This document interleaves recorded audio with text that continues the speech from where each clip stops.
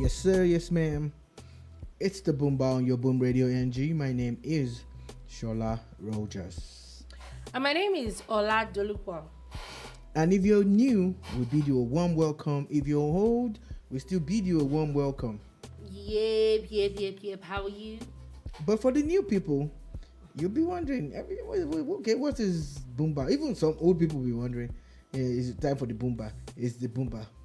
Yeah, it's actually that simple. It's a bar. It's a bar. You know, Yeah, it's booming. that's where we kick back, relax every Monday to Friday at 3 p.m. West African time with a 3 repeat. p.m. Nigerian time. I was waiting for that chicken, with a repeat at 7 p.m. West African time. You are looking for trouble. But that's what it is. And of course, at the Boom Bar, we do what people do at bars, only with a slight difference.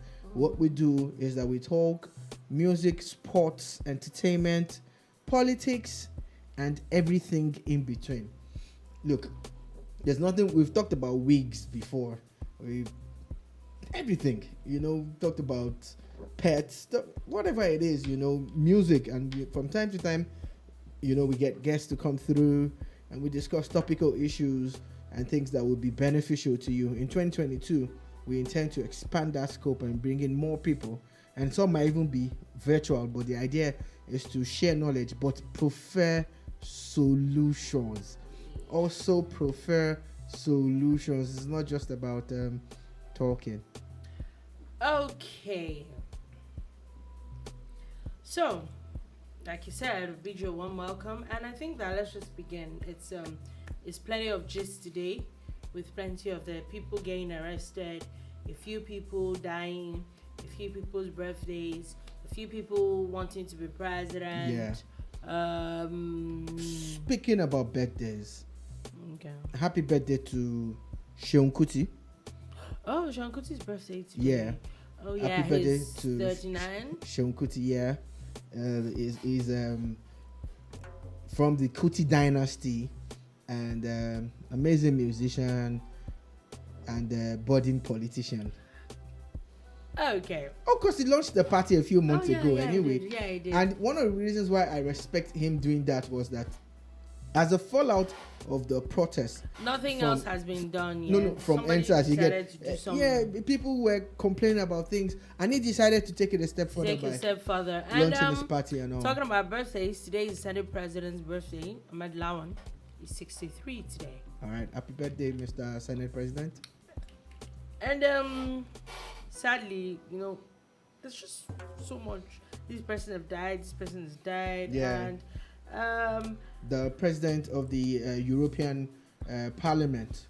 died as well. Yeah. It's been announced that he died. Then someone who used to be the leader of the interim government Yeah, in Nigeria. in Nigeria, that former military president Ibrahim Babangida handed over to, but unfortunately was also ousted again. But I read a bit of it today that I didn't know that Abacha was his security, was like his defense minister. Yeah. And he was ousted by his own defense minister, Sani Abacha. Yes, And with the pressing that's of Chief Ernest Shonekan, someone that came to prominence as the head of the largest corporation in Nigeria as at that time. That's the UAC, and of course when he was chosen to step in, a lot of people had feel. Are we diving right into that?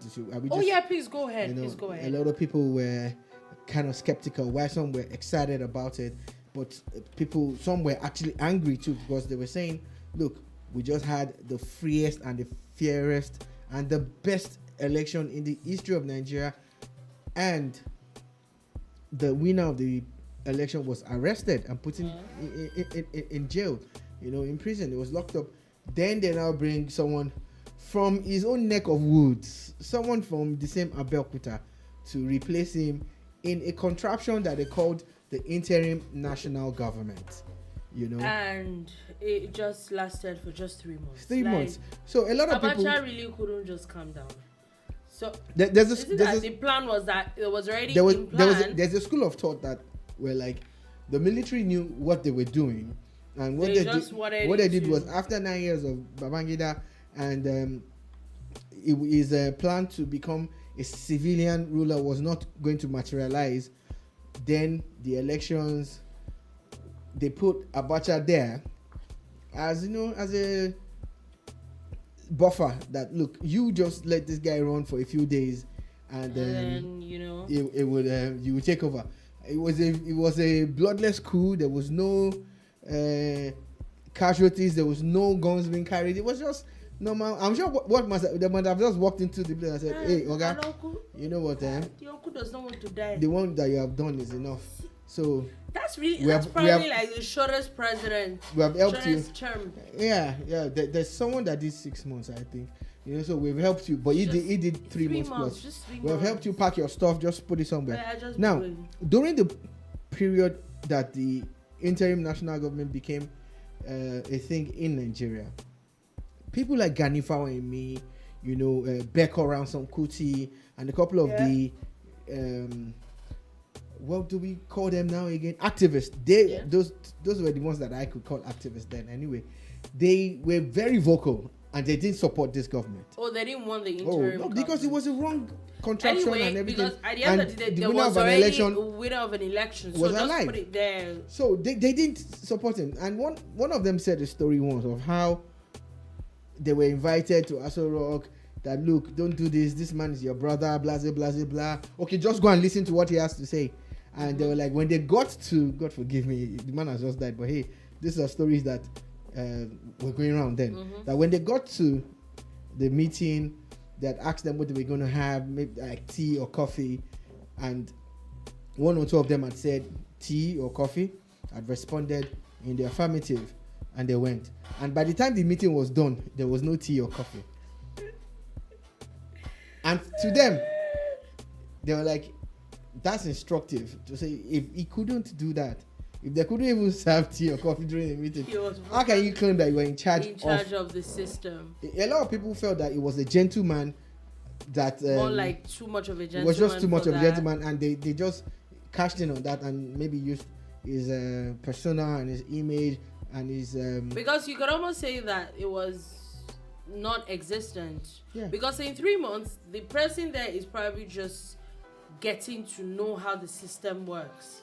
In 3 months, if you have power, said you can do so much. A lot of people felt that he really didn't have power. That's what a lot of people felt. At times we shy away from saying these things for this reason or that reason. But this were our own realities that time, that we had gone out to vote and there was a winner. And for one reason or the other, the Nigerian military held on to the result. And today, a lot of these people are in government. A lot of them are walking around freely, and people are hailing them, forgetting that if they didn't put Nigeria on this trajectory, we'll probably be a better off country by now. Because if you had just stayed the way it was, sad. But anyway, Ernest Shonekan is dead at the age 85. Of 85. I think that's a very wonderful. It's not a bad time to actually be dead. Okay, I don't. Kind of sounds funny. What? Please scratch that off everything that.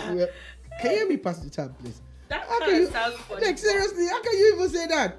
But it's a ripe age. There's no ripe age. There's no ripe age anywhere, man. 85 is the law. 85, like she's going to defend this. 8 decades and a half a decade. That's a lot of years, Okay. But it is actually. If you insist, no problem. It is a lot of years. I'm just saying it just sounded funny, but it's still a lot of years anyway. It's still a lot of years. Whatever, anyhow you want to take it. Okay. So anyway, we what's the English? How did they used to say it? That what's it called for their condolences? We send our heartfelt. We send our condolences to his family at this trying times. Oh wow. And really and truly, this is one place where when you say this we really mean it. May his gentle soul. So actually, it was indeed a gentleman. Yeah, and that's it. I'm talking about presidents, and presidency. A lot of people are going up. A lot of people want to be president of Nigeria. A lot of people, as we all know. That a few weeks ago there was a female presidential aspirant that I think I saw. She wants to be president of Nigeria.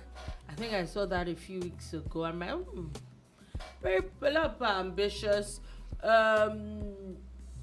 Stories have been going back and forth. Now, the ones that we know that are not stories anymore, that are like kind of official. These are not rumors anymore. These are not rumors. It started like about last week, where the vice president, Yemi Osinbajo, there was... on the 4th of January, it was very emphatic that he had told the president that he wanted to run for presidency come 2023. Yeah. And it's very funny because everything that we've been hearing with this, it's... Anyway, let me just go on before I get to that point. Then, was it yesterday or today? That I think it was yesterday evening that the national leader of the All Progressive Congress, Bola Tinubu, had officially come out that he had told them. He hasn't come out to tell you people yet that he told the president. And that's why I said that he officially told us that he had told the president and the vice president. Exactly. You didn't let me finish my sentence. Exactly. You did not let me finish my sentence. Now you have finished it. Congratulations. You did not let me finish my sentence. Congratulations. You're supposed to apologize. And jubilations. You're supposed to apologize. What are you doing? What are you doing? She finished that statement. What are you doing? Anyway, which is no way. For the which is no way. For the rude interruption. Me rude. Okay, I'm the one that's rude now. Because I was supporting your presidential ambition. Your announcement of a presidential ambition. Okay, no problem. Continue. Sorry for the rude interruption. But as I was saying, the former... What's that? There's a sound from somewhere. We're carrying. Former governor of Lagos State had come out to say that he was going out, he wanted to be president as well. And also today there's news where another former governor, Orji Uzor Kalu, had also come out that if the APC zones the presidency to the southeast, that he's going to come out for governor. Now, I have a few questions about that. All these three people that I'm saying are in the same party. We can think of off the cuff one or two people that there are rumors that in the same party as well that they want to also be president. And I'm like, how is this primaries going to be like this? It's the best thing that can happen to democracy when people who are eminently qualified are throwing their hat into the ring. Mm-hmm. The issue that I have is with people who are qualified who do not throw their hat into the ring. People who are going to vote. But do they have the wherewithal? That's why I said eminently qualified. Is beyond wherewithal. It's not even about money alone. We're going to get to that, but I'm saying that it's not a problem. If there are 500 presidential aspirants today, it is not a problem. There were 96 last They are aspiring. They are not candidates. They are aspiring to be. Mm-hmm. And as long as you tick all the boxes or most of the boxes, then please go ahead and contest. You really never can tell. You never can tell. With the way politics runs in Nigeria, you see a scenario where even the person that won a primaries is not allowed to contest an election. Mm-hmm. You see someone who contested an election who did not win primaries. Mm-hmm. Then the court comes and says, you were not supposed to run. Mm-hmm. So this is the person Look, case in point, Rotimi Amechi's first time as governor. Yeah. We all know what happened. Exactly. So a lot of these things will happen. So you just put yourself there. The issue is, how many of these people want to serve? How many of them have the capacity to serve or to run a country like Nigeria. It's not because I have money or I have connection, I have links, and I have this. The truth is, it's supposed to be about service. It's supposed to be about consolidation. It's supposed to be about improving on what you meet on ground and leaving the place better off than you met it. You see? But a lot of people have wherewithal, but they really don't have what it takes. And they're perpetually, out there, putting out their name, putting out everything. But because the law permits it, I cannot fault it, but I can speak against it. For me, I'm glad that the former governor of Lagos, you get confused. You want to call him Asiwaju, you want to call him Jagaban Borgu. He is a man of many titles, but maybe let's just settle for Bola Tinubu. Yeah. I'm glad that he has come out to say he has spoken to the president about it, but that he hasn't still spoken to Nigerians yet because he is still consulting. You get? So I'm glad that has happened. I'm glad that Vice President Yemi Osinbajo also came out to say that he will contest. Orji Uzor Kalu, if he can actually waive off all the legal issues surrounding him, I am glad, honestly, because it's good. It's good that people are coming out. But are these the candidates that we really want to rule Nigeria? Well, the truth is, who else is coming out? There's a lot of. That's why I say people are not coming out. Who's coming out? We're worried about. And also, who, like I said before, who has what it takes? Not just about wanting to have ideas. Who has the platform that can actually make the you structure, president? political structure, has a whole lot of stuff are involved. Who has the funds? Because it's a lot of money. It's not a Nigerian thing alone. Like it's not a Nigerian thing. The current president of France, Macron, actually built from scratch. Yeah. Built his own political,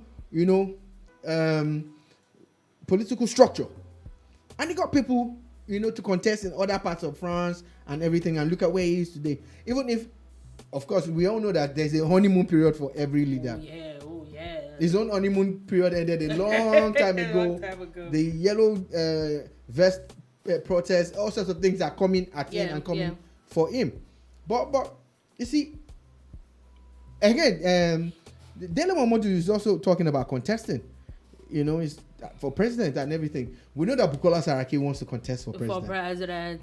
There was talks about it. Was it last week or 2 weeks? It was last week where I think someone was saying the PDP that PDP has officially zoned the presidency, and a lot of people have come out to fault that to the north. I think it was Aliyu Babangida or someone that said that. Someone that said, but it's been faulted by a lot of people. We'll wait for the official statement from the PDP. Yeah. But if that's what it is, then that's what it is. You get, at least Bukola Saraki is from the north, so it makes it easier for him. It's funny how he is from the north. I think that, let's be honest ourselves, I think that there's some people or some states that needs to be reassigned. Okay. Why are you saying that? I'm not sure. I want to find out. Okay. But whatever it is, one of the biggest things that I see is that while we're busy saying we don't want this kind of people, but that's why I asked that question, are these the people we really want? Yeah, but while we're busy saying that, it is what it is what is available. Some of us don't even have PVCs. We can't vote. So we can't. We're all going to be. We can't even. We're not join any party. You don't have the structure. You know. I saw a lot of people. I saw I think the editor of Saturday Reporters, Shore, who's also a former presidential aspirant or candidate, went on and on and on about this man. He always has something to say though about how all this set of people that all just they put Nigeria where they are and then they still want to contest again and blah blah blah blah blah. And I'm like, if you're going to say all this, are you saying this as an activist, or are you saying this as a presidential candidate that did not win an election? Well, we don't know which cap he was wearing when he said what he said, but the thing about it is that there will always be different kind of people when the situations, as this thing evolves, there will be a lot of comedians that will come out. Yes, I call them comedians because they are funny. A lot of people will come out and lay claims to wanting to be president because constitutionally they are allowed to. Oh yeah, everybody's allowed but to. If you're really serious, we keep talking about it. Over 700 local governments in Nigeria. In each local government, you're supposed to have a structure in every single local government. Yeah, even talking ward. Every ward. Me, I'm talking local government now. In every constituency and in every local government. So if you look at how humongous that is, the structures that you need. Then you understand that you can't just come from nowhere. But again, let's even say against all odds, Nigerians pick on one of these ranked outsiders or these outsiders.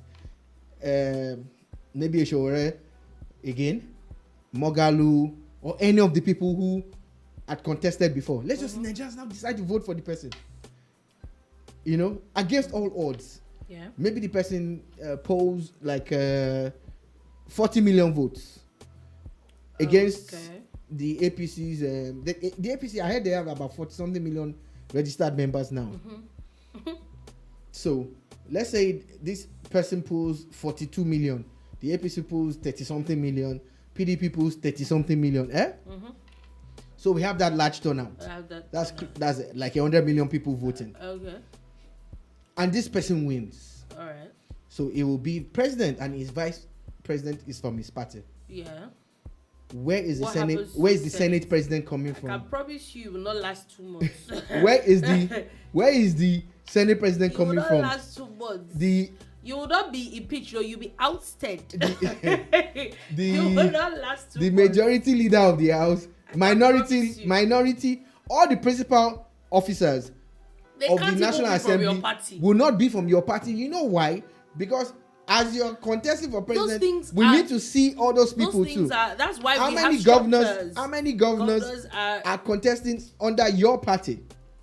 So be it YPP, OPC, OPP, UPT, don't insult OPC. LCC, LMTC, OPS, whatever party you call yourself. Let's be using. See, my own is. I know that there's something you have to show us how serious you are with the way you have contested for local government elections, even if you didn't win. There's something that my mom says, and that politicians are incurable optimists. I get it. Everybody wants to win an election. But I also believe that we should be realistic. And that's everybody has been going on about how maybe if something is zoning is done to one angle, it might be the downfall of a party, blah blah blah. But no matter how it is, we know as of today that the few parties that have a fighting chance. I'm not saying who's winning or who's losing. The two parties. You said few. Two is few. Two is few. The two parties. Don't be mean. Two is few. I said few, and I stand by few.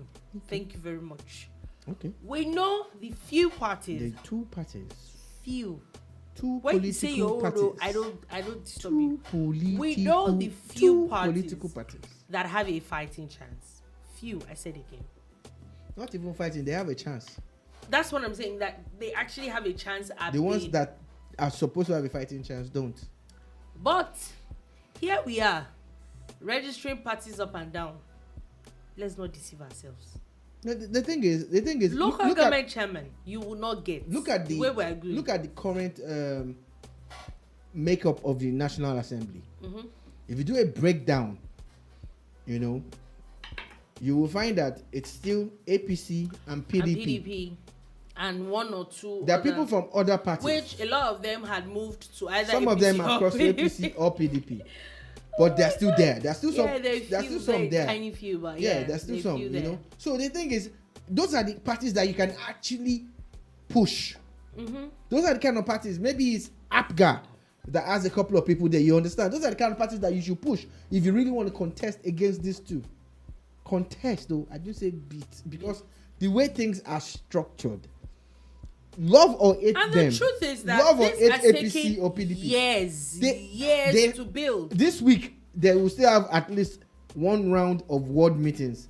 They will have they have meetings at the ward level. Mm-hmm. They will still have their regional and their zonal meetings.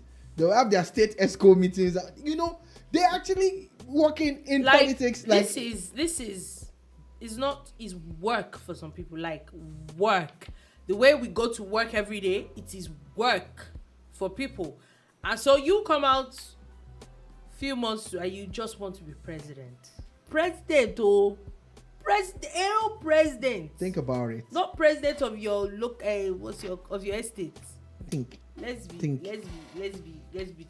So the idea is actually to encourage people to say, if you really want to throw your heart into the ring, what you need to do is consult far and wide, build your own structure, then contest against these people. Because regardless of whatever number of people that they claim they have in their parties, the non-voters still outnumber them. Yeah. The non-party, the non-card-carrying members actually will always rank above card-carrying members. Exactly. It's a given. It is all over the world. So, but unfortunately, here we are. Anyway, before we move off Nigeria, I just wanted to talk about everything. President Muhammadu Buhari today has endorsed the establishment of the Nigerian Diaspora Investment Trust Fund. The NDITF is a private sector investment window with Nigerians in the diaspora to support direct investments. So basically, it's just a fund. It's a way to help the diaspora, or the diaspora to help Nigeria. Let me put it like that. Look, my own share is that I pray these things trickle down. You know, you hear about all these policies, the monetary policies, the plans. A lot of them sound good on paper. But how is they it sound affecting good like to your ears, the regular person on the street? It starts to reflect in our day-to-day lives, you know, then that's when I'm gonna get it. This might sound petty, this might sound small-minded or even mundane, I don't care, but during the Christmas period, the governor of Lagos had put a post on Instagram, and people went there to drop comments. And they started leaving requests. He didn't ask them to put their request. But you know, Nigerians now, with the fine giveaway. But guess what? The man started responding to virtually all, if not all. It responded to as many as possible. And a lot of people got things. Now, no matter what happens, the woman who got a deep freezer has now gotten some kind of direct impact. She's officially a fan of the governor. There's nothing you can say to her. But you know the funny thing? She might not be. I don't even want to look at the aspect of what her reaction will be afterwards. I'm saying, but in reality, she got what will move her business forward. Like, this is what I like. You can you get it's something tangible. I get what you're saying. It's like you're at a party, and there's food flying around. There's drinks flying around. You're at that party and you see everything, and everybody's carrying souvenirs and stuff, but you're hungry. But you're a decent person, so you're not going to beg for food. And there are a lot of Nigerians like that. Exactly. They're just hoping and praying that, these people will bring. So when they finally get to you, you're like, finally, I get it. I get what you're saying. Then you get, maybe you ask for Chinese, and you get it. There's a kind of satisfaction you get, like, oh man, I actually wanted this and I got it. That's direct. But like, you're at that party, the food comes and goes, they're spraying money, nobody's spraying you. Then you start to be like, what am I doing here? And that's the Nigerian thing. Like, people get to a point where they're like, okay, I'm not getting anything from this government. So I'm not getting it from this country. Okay, you know what? I'm going to another party. Not political party now, but that means you're going to another country. Like, okay, let me go and try my luck in another place. Elsewhere. So, I get your point. So until Nigerians start to feel that direct. Yeah, like you were saying, we saw pictures of people getting bags of rice and chicken. Somebody got something from the government. It's I get what you're saying. Like, the person on the streets can feel it. We like, for example, they every month for the past, I think 10, 11 months now, they've been telling us that inflation has been dropping. But does it show? Is it really showing? You get? Does it show? How much did I buy frozen chicken last week? How much am I buying it this week? It's still the bottom line still remains the fact that it has to show. That's what we're saying. That's it. You know, so until that happens, man, a lot of people are still just gonna be like, you know what? And for people running away or people that want to jackpot, please, you've been saying it like, just do it legit and do it the right way. Do it the right way, yeah. And on that note, the Benue State Command of the Nigerian Security and Civil Defense Corps, that's the NSCDC, has now arrested a suspected human trafficker with 6 young girls.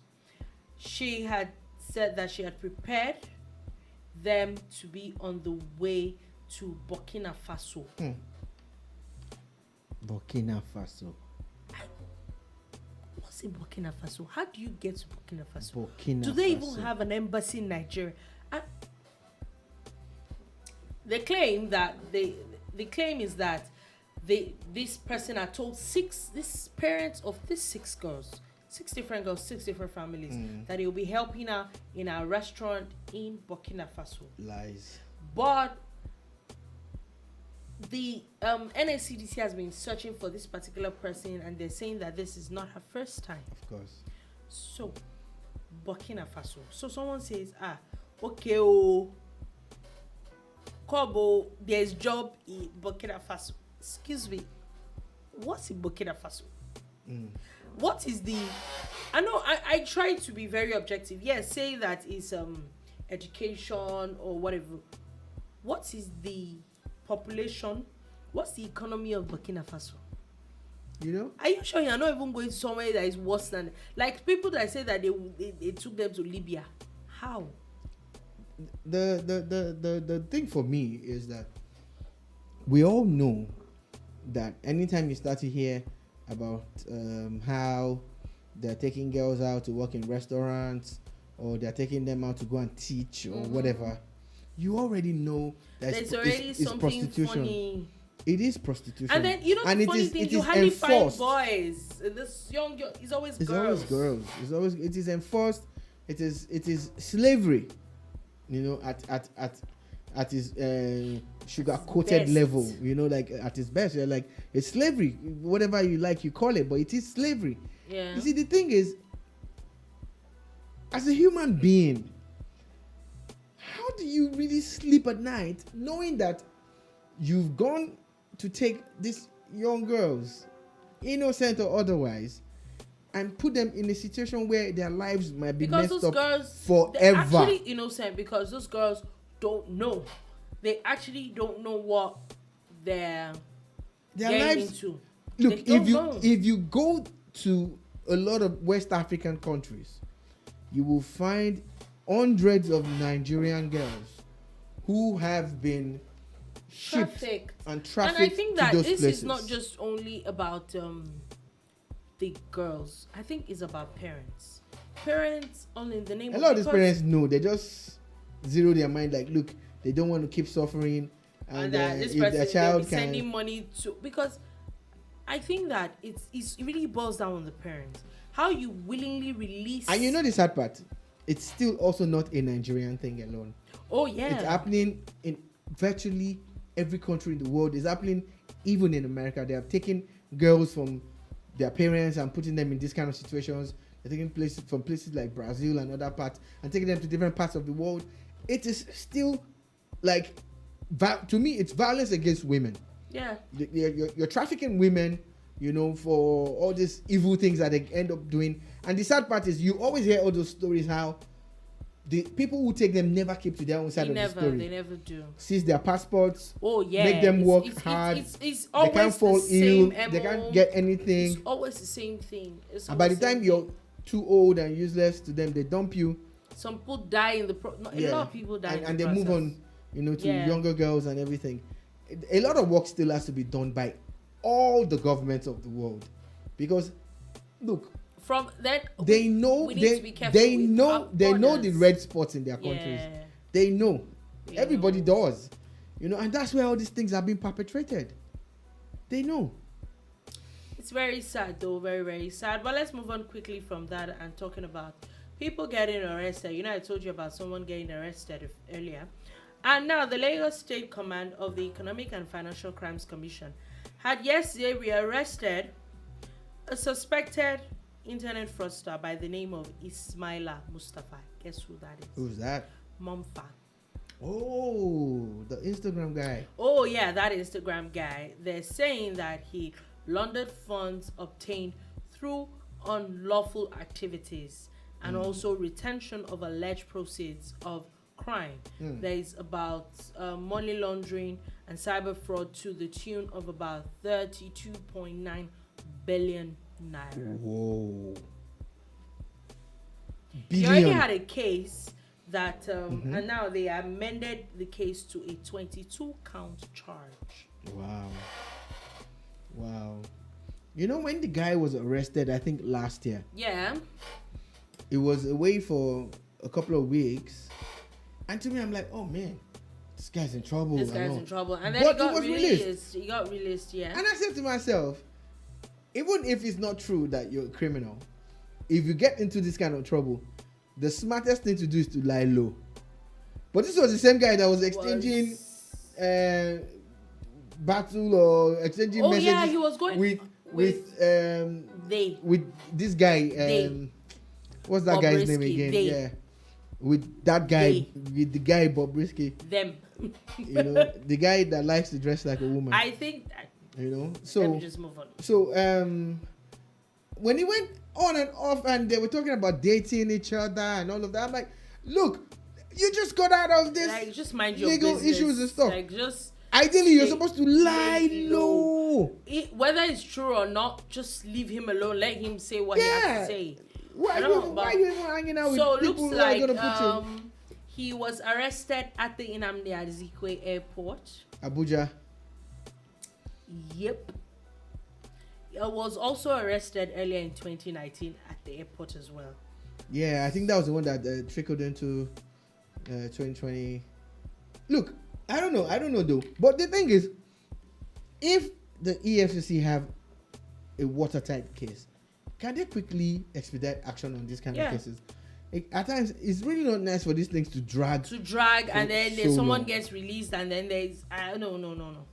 They're saying that the account of one of his companies by the name of Ismalob Global Investment Limited Bank, a bureau de change company domiciled in Zenith Bank, was allegedly used to launder funds derived from unlawful activities. Investigation has revealed a fraudster transfer slip of $92,000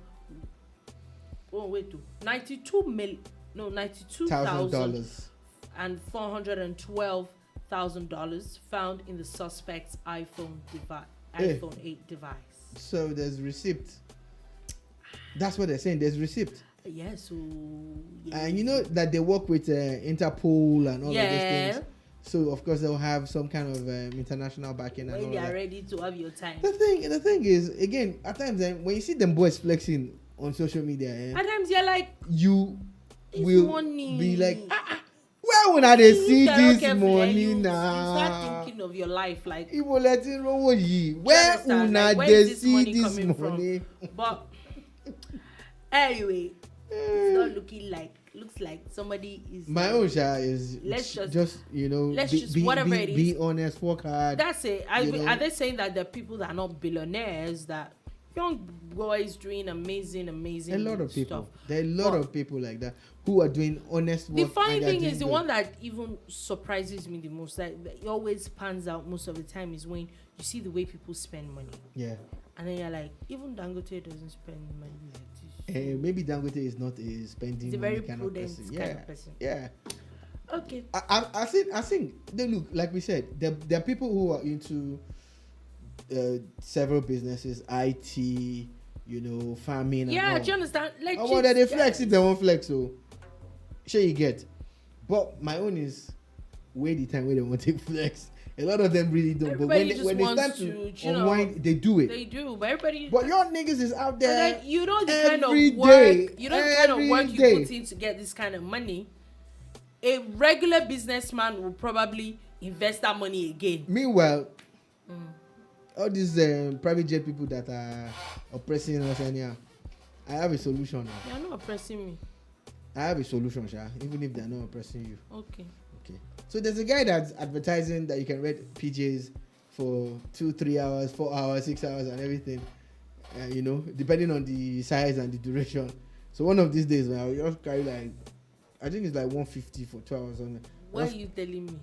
I'm just telling you now, so that one will take like one, who is 30 one? pictures. You too, you will come. Everybody, boom, all of us will just fly to Abuja and back. Come back. Share you get. So we'll carry different bottles. We'll just be taking picture. Listen, we'll change and change. So every time you're posting different picture, people will say, this guy is always flying in PJO. They won't know it's just that one day. We'll carry photo shoot guy. What do they call those people? Cameramen. We'll use them too. Are you going to provide the wardrobe too? Yes, now. Okay. Everything, we'll spend everything. We can't spend more than 1 million now. Everything, people will think we have like 100 million. You understand? It's packaging now. We'll buy all these expensive drinks.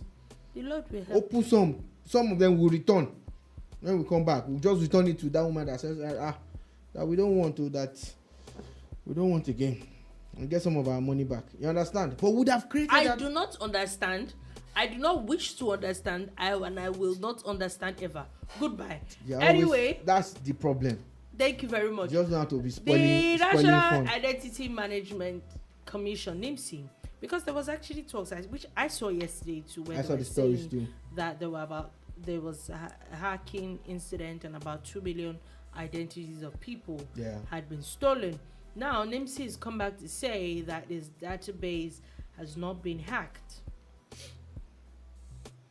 and they're saying that the servers were not breached and they're fully optimized at the highest international security levels.